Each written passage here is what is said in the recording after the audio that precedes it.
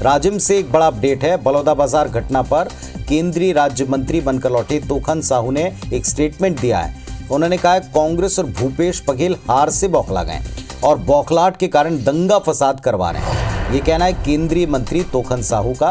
पाटन के नेता बनकर रह गए हैं, ये भी आरोप है तोखन साहू का। बघेल की भ्रष्टाचार में डूबी सरकार को जनता ने उखाड़ फेंका, उसी हार की खींच है, गुस्सा है, बौखलाहट है। हमारे साथ दोनों पक्षों के गेस्ट जुड़े हुए, उनसे हम पूछेंगे, लेकिन पहले जरा सुन लें स्टेटमेंट तोखन साहू जी का, केंद्रीय मंत्री का। कांग्रेस पार्टी और भूपेश बघेल हार से ये लोग बौखलाए हुए हैं। 6 महीना पहले भूपेश बघेल की सरकार को, जो भ्रष्टाचार में डूबी हुई सरकार को प्रदेश की जनता उखाड़ फेंके थे। ये पाटन के नेता बनकर के रह गए हैं, ये प्रदेश के नेता नहीं हैं। अपनी बौखलाहट के कारण ये पूरे प्रदेश में ये दंगा फसाद करवा रहे हैं। तो एक और गंभीर आरोप लगा है पूर्व सरकार के ऊपर और सरकार के मुखिया के ऊपर, पूर्व सरकार के मुखिया के ऊपर।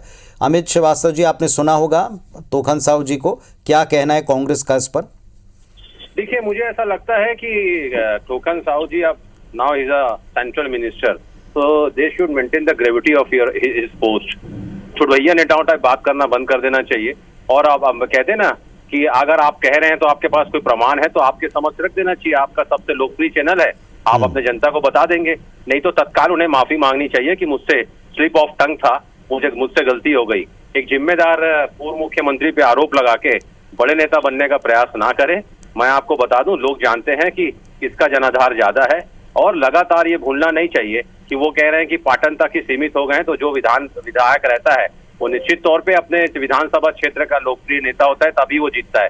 लेकिन मैं फिर आपके माध्यम से मैं कहना चाहता हूँ कि आप राज्य मंत्री हैं केंद्र में, तो आपको अपनी गरिमा का ध्यान रखना चाहिए और बड़े नेताओं के खिलाफ ऐसा कुछ ना बोलें कि हमारे नेता, हमारे कार्यकर्ता आपका सड़कों पर निकल के विरोध करें। चक्रवर्ती साहब, उत्तर दीजिए बातों का। उन्होंने कहा कि जनाधार वाले नेता हैं भूपेश बघेल, ऐसे अनर्गल आरोप ना लगाएं, ग्रेविटी का ख्याल रखें। अब ग्रेविटी का अगर सर्टिफिकेट लेना पड़े तो बहुत अन्याय होगा। कांग्रेस पार्टी विवेक शून्य हो गई। जो कांग्रेस पार्टी कहती थी कि इस प्रदेश में हम 90 में से 75 विधानसभा चुनाव जीतेंगे, उसकी दाल गली नहीं। जो कांग्रेस कहती थी कि लोकसभा में इस बार हम 11 में से 9 सीटें जीतेंगे, उनकी बीरबल की खिचड़ी चली नहीं। अब उनके नेता हार से बौखलाहट होकर जिस प्रकार बलौदाबाजार में दंगा फसाद करवाया, और केंद्रीय नेता ने जो कहा बिल्कुल सही कहा। पर वो आपको चैलेंज भी कर रहे हैं कि अगर कोई बातें हैं तो आप सामने रखें, उसके साक्ष्य सामने रखें, सिर्फ आरोप तक सीमित ना रहें। एक दिन में साक्ष्य नहीं आएगा साहब, साक्ष्य तो परतें खुल रही है। देवेंद्र यादव जी का भाषण खुल रहा है और अन्य लोगों की भी गिरफ्तारियां हो रही, साक्ष्य खुल रहा है। देखिए, जब देश में कांग्रेस हारती है, दंगे फसाद क्यों होती है? ये बड़ा मुसलमानों को कहना कि इस्लाम खतरे में है, यहाँ दलितों को कहना कि अपना अधिकार हाथ में ले लो। तो इस प्रकार की जो भाषा है, ये भाषा अच्छी नहीं है। उत्तर दें, ये भड़काऊ चीजें, क्या ये प्रतिकार है चुनाव हारने का? देखिए, हम गांधी विचारधारा को मानने वाले लोग हैं और एक गोडसे की पाठशाला से निकले हुए विद्यार्थी हैं। और इस देश में दंगे जब हुए हैं, वहां पर किन्नों ने किया है और किनकी कुछ पार्टी का नाम आता है मुझे कहना नहीं चाहिए, लेकिन जनता जानती है। आप वरिष्ठ पत्रकार हैं, आप बेहतर जानते हैं। लेकिन जिस प्रकार से अभी राजीव चक्रवर्ती जी कह रहे थे कि अभी आएगा साहब, समय आएगा और प्रमाण आएंगे, मतलब आप समझिए कि जिस बलौदाबाजार की घटना पे ये आरोप लगा रहे हैं, इनके 3 मंत्री आके आरोप लगा रहे हैं। एक तरफ जुडिशियल इंक्वायरी ये बैठाते हैं और दूसरे तरफ शाम के आके इनके 3 मंत्री आरोप लगा देते हैं किसी व्यक्ति की इमेज को टर्निश करना, किसी की छवि को धूमिल करने के लिए। मतलब आपने फिर जुडिशियल इंक्वायरी बैठाई क्यों साहब?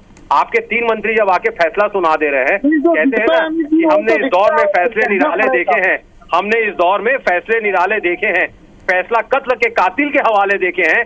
मतलब वो 3 मंत्री, अभी जांच नहीं हुई है, जुडिशियल इंक्वायरी ने इन्वेस्टिगेशन नहीं किया है और 3 मंत्री आके अपना फैसला सुना देते हैं। बलौदाबाजार पर आपने दोनों पक्षों को सुना, जनता ने आप दोनों पक्षों को जान लिया। उनके ऊपर है कि वो किस पक्ष को इस वक्त सही मान रहे हैं। फिलहाल जांच रिपोर्ट्स का इंतजार सबके, चाहे वो कांग्रेस और बीजेपी के जांच दल हो या जांच करने वाली एसआईटी हो या फिर जो न्यायिक तौर पर जांच चल रही है मूल घटना की, उसमें सच कब सामने आएगा इसका इंतजार प्रदेश भर को है। आप दोनों का बहुत बड़ा धन्यवाद कि आपने अपनी अपनी बात रखी।